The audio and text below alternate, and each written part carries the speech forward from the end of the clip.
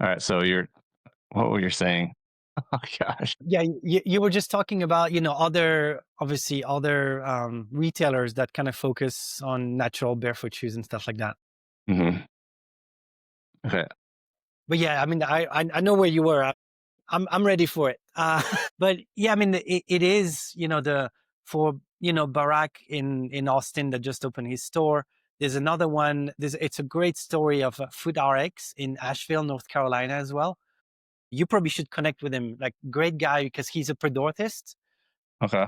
His name is Scott Socha, and I can introduce you. But it's really cool because he took over sort of a traditional running store Hmm. and kicked out all the big main brands that were not healthy. So it's super cool that he kind of went through that journey and sort of a risk, right? It's like you've got best selling shoes like Hoka and On and whatever, and all of a sudden you're like, no, this doesn't fit. This is not healthy for our customers. We're not going to offer it anymore.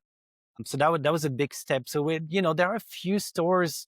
I mean, you can count them on one hand, really, in the US at this point that really focus on this. But it's not easy because, well, people come to stores expecting to see the big brands that they see everywhere on Instagram and on Facebook and on Google, and so it is a risk, and it's not. It's a tough journey. I think we are about to see more and more of these stores, and we need to see more of those because, well, one, trying on the shoe, there's nothing like it. Like, there's only so much you can do online and with marketing, and some people still want to just try on shoes first. Hmm. But having that awareness that if you have stores that only carry this type of footwear, I think people will realize, oh, it's not just one weird little brand that does its own thing. It's like there are dozens of brands that have created a category of shoes that, there's something to be told about that.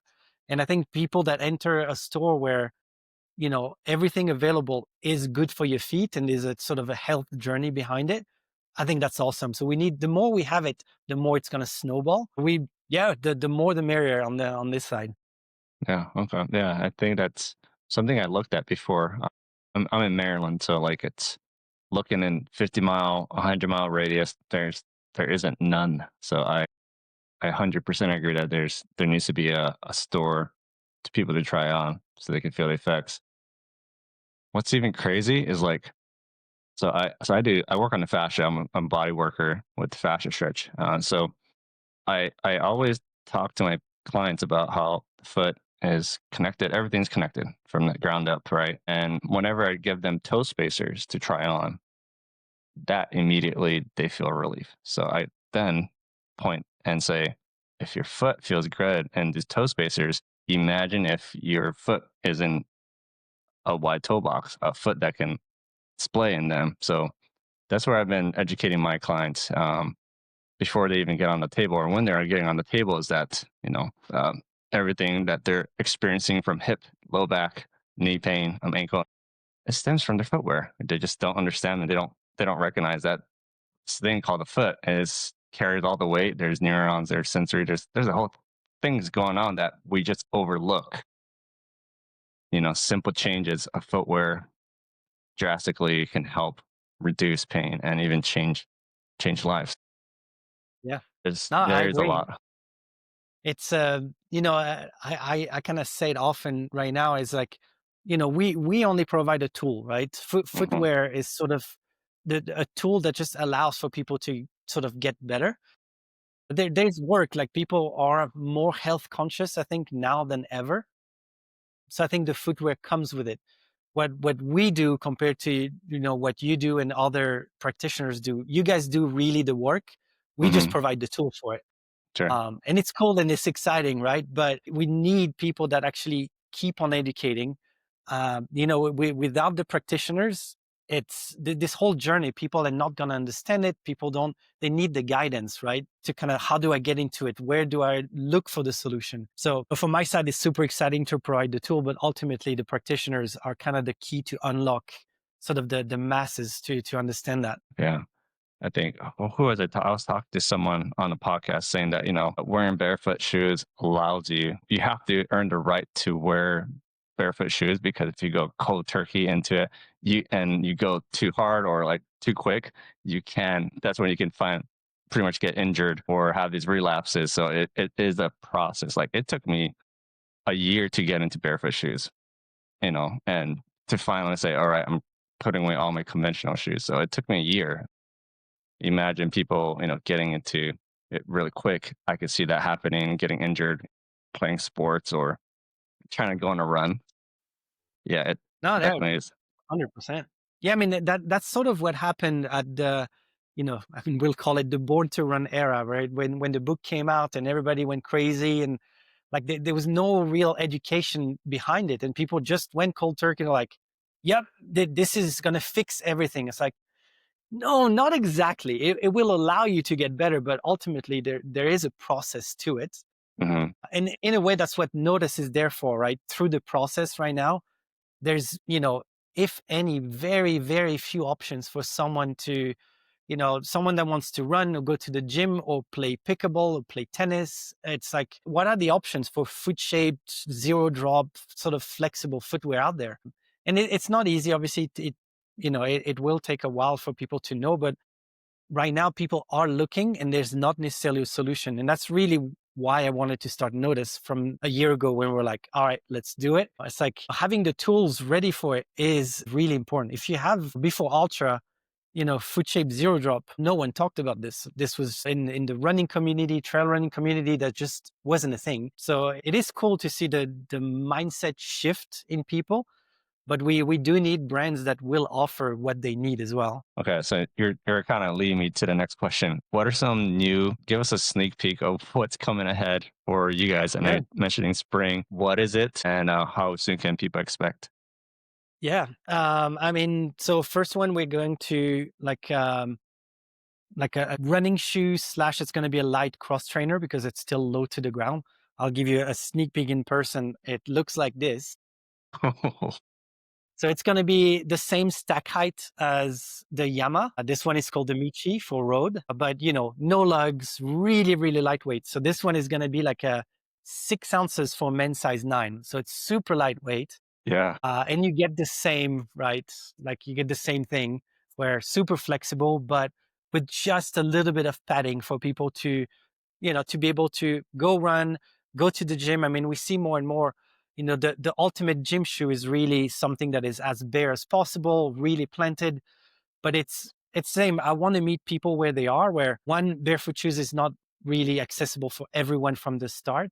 And two, Hmm. if you want to go lift a little and do some exercise and then go run a mile or two, barefoot shoes, that's a hard one. This will be kind of filling that spot of like, it's not the best lifting shoe, but ultimately you're low to the ground. You have that wide toe box, so you can do some and you can go running at the same time. So this is really where I want people to kind of be like, oh, there's finally something I can do everything in. So I'm excited for this. So this is the Michi. Yeah. And then this one is the court shoe. So this is gonna be pickleball, tennis, paddle. What I love about it, so I play a lot of like racket sports. I grew up playing racket sport. This is what I do the most right now. There is nothing on the market that has been created specifically for court shoes, like for racket sports. Yeah. So this will be kind of a first ever, which I'm so excited Let's because go. yeah, finally, and it's again, it takes into account this one will be just a little bit thicker than the other two Hmm. because you do need, you're not looking at when you play tennis or pickleball, you reach for a ball. You're not thinking, oh, what is the right gait for me to land very softly to go get that ball? It's like, Yeah, no, you you need. go, you reach. Yeah. So, and so it is created like, it has a ton of reinforcements. It will have more sort of lateral support as well. And this kind of exemplifies to me what Notice has sort of the future looks like for us, where it's like multi-sport. I want to create shoes that people are waiting for. They want to go play a sport, but they want that white toe box, but they also want it to perform, right?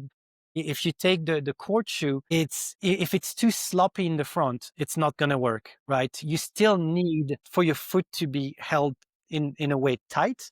But the idea is you still have that big toe alignment. It's the same last as the other two shoes. Hmm. But it does have a lot more reinforcement. It has a much thicker mesh.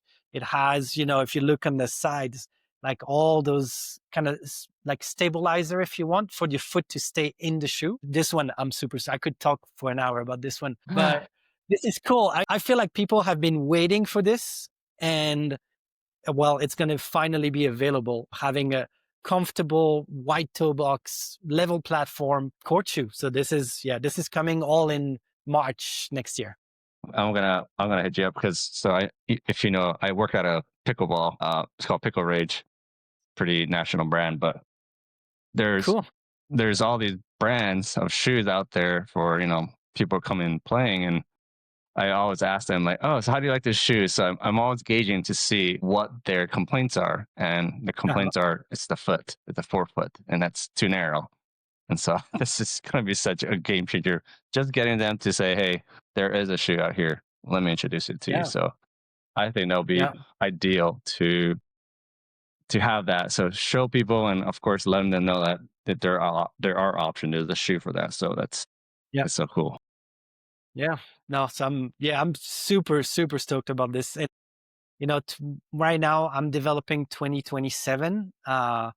And there will be a gym shoe coming. There will be another court shoe, and then another trail running shoe as well. So we are kind of expanding the range, expanding the categories. Yeah, I mean, I think it's a sweet spot where people can get something healthy, but also that is made for their sport. That's probably one thing that, compared to sort of barefoot shoes in general. I know usually people that use barefoot shoes, they want to be in barefoot shoes for everything. Yeah. I still believe that there's some activities that are not really meant to be, so low to the ground, because the impact is unnatural in a way, like being on concrete and reaching for a ball. It's not really what you necessarily do barefoot. So I want to have kind of that, if people want to go barefoot, great, but ultimately having a solution that is not going to affect sort of your mechanics from the start. And it's just, again, building a tool for an activity and go from there. Last question for you. Where do you see from the time that you've been in the footwear industry, where do you see barefoot shoes, the industry growing in the future? Yeah. I mean, I think so. I think for me, it's a category specific where, I mean, even if you take it before barefoot shoes, like women's flats have been around forever. And no one called women's flats barefoot shoes, obviously, because some of them had pointy toe box. So I get it. But being low to the ground is not new. And before we called it barefoot shoes, people weren't even thinking about it. So the category of barefoot shoes has grown exponentially. Like the number of brands out there has grown exponentially, which is a really good sign. I think the awareness of healthy body, healthy feet is growing, and it is growing well because people like you that are talking about it. That's one thing.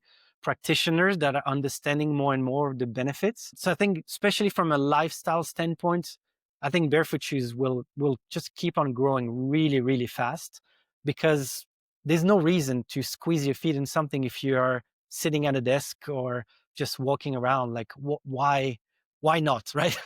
Yeah. So, uh, I think on the performance side, we will see more brands like Notace in the future, where it is kind of a middle ground between an activity and having the functionality of barefoot shoes, because I don't think you can do everything in barefoot shoes, but we will have a spectrum, I think, in the future of keeping the neutral platform, keeping the white toe box, trying to be as flexible as possible, and then from there having something that is as low as you can get to a little more cushion, a little more padding, depending on what the people want, really.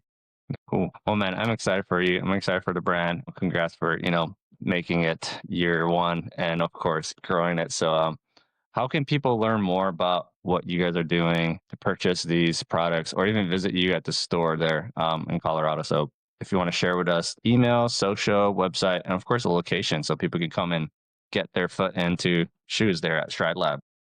Yeah, yeah, no, for sure. I mean, social, like, Instagram, it's, notice underscore footwear. So if people go check us out, like we will, actually share when we have new stores that carry our products. We will share it on there. On the website, notace.com, we actually have a store locator. This is really big for me as well, as I don't want to be necessarily an e-com brand. Like, I want to be in stores. So we're trying to push as much as possible to be in stores that get it and want us. We have a few already, and it's listed on the website, from Footprint USA and FoodRx, and obviously Stride Lab in Boulder. We will be very soon at Barak's barefoot store in Austin. We are in Birkenstock, San Diego, and Birkenstock in Bend, Oregon. So we do have a few stores like that. Took us on really early, which is awesome because it's support that we need from the start. Yeah, so from social to the website, I think people will find the information they need, and we'll just keep on pushing and keep on trying to meet people where they are in as many stores as we can. Well, hey, Cedric, thank you again for hopping on. I appreciate you sharing your story and, of course, letting us kind of give us insights of what's going on and what's ahead. So thanks so much. No, of course. I appreciate it. This was great. Thank you so much. Yeah, bye.